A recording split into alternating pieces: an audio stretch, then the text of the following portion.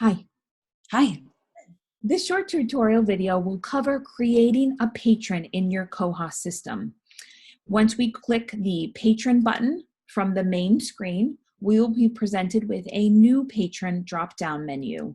You will pick the patron category that you are creating a patron for, and we did cover patron categories in another session. I'm going to go ahead and just pick a community borrower. So generally, we probably would be creating community borrowers in an academic setting. Any of the red fields are mandatory to continue with this registration. So you will have to put a first name and a last name. I'm going to stick with my Tina. We're reading each other's minds. Exactly. Any other information you want to add, street address, date of birth, contact information, feel free. This would be, of course, what your library wants to retain from your community borrower files. The next major section would be your library management. So you're going to assign a card number to your patron, whether that's a pre-filled in card or type something in. You are going to need to add a patron card number. Let's go ahead. And you can scan it or type it in. Scan it or type it in. It's going to default to the library I'm logged in at. So I'm logged in at the Berkshire Community College, and I've created a Berkshire Community College community borrower. If I needed to change any of these, I can do so at this time. Next, library setup. Registration date will default to the day that I'm creating this account, and the expiration date, if I leave this blank, will default and look back at the patron category I've chosen and look how long the card is good for. So if it was set at the category level at 12 months, my expiration date will auto-populate with that 12 months. It will give me 4/14/2021.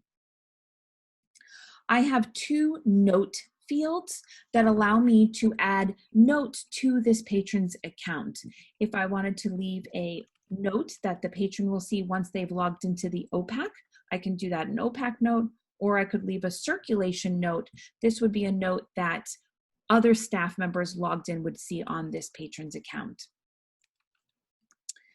Then we have OPAC staff login.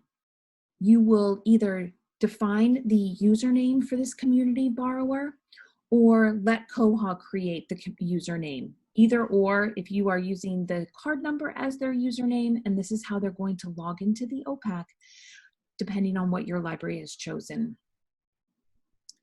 You will then add a password, which it looks like it's a minimum of 4 digits.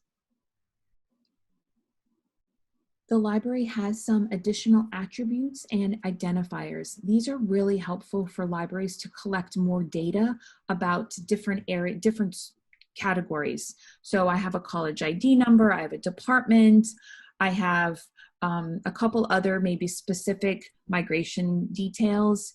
If this doesn't pertain to this patron, I can bypass this information.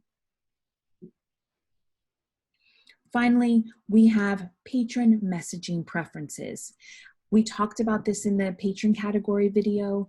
If there are default messages set, these would be checkmarked, already set up as default. If not, I can go ahead and say what messaging preference this particular patron would like. So maybe they want a 3-day advance notice and that digest view.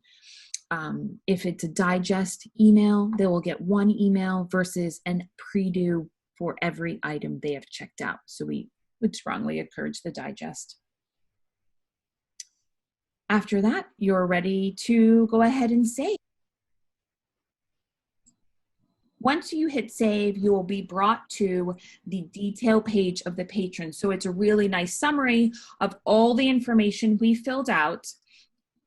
If there are any areas that you need to edit or add later on, you have nice edits, adds. If I edit here, I'm going to go to just that portion of the patron form instead of the entire form. There is one other way you can create a patron. So I'm going to pop back to my patrons. And there's a quick add new patron. Okay, so now this was created as a way for library staff to quickly create a patron. Maybe you have a line of users that are waiting at the CERC desk, or you just want to quickly get that person through. They're on the phone with you and you want to get a hold place, whatever it may be. So let's create another community borrower. But this time when we hit that quick add, you'll notice it just shows us the required fields. Again, this is a nice way. You just quickly want to get them in and out. You can come in, create that surname, first name, and then card number. And again, this is just quickly getting them in and out. I do want to point out one thing here. If you need to access that full form, just hit that plus sign and that will expand and give you the entire form there. So again, this is just a quick way to get that information created in the system. Once you hit saved, it gets you to that detailed page, just like we would if we would have saved it in the full form. Perfect. Great. Okay, thank you. Thanks.